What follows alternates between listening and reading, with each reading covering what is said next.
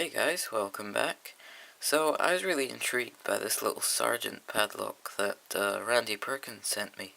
And, I wanted to know, what's it like, what does it pick like, and what are the sort of pins in it. I'm not expecting much, since it's such an old padlock.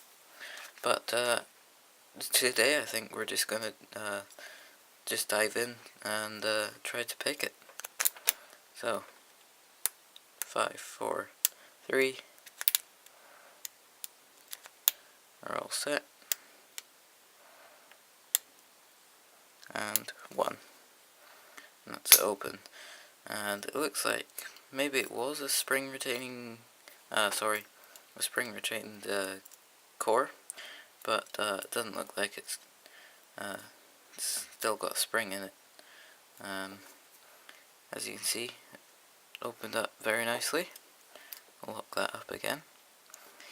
There's no way of taking this apart from drilling into it, so I'm not going to do that, but it's definitely a beautiful little lock. The shackle is very rounded and smooth, and it's a beautiful little lock, so thank you for sending it to me, Randy.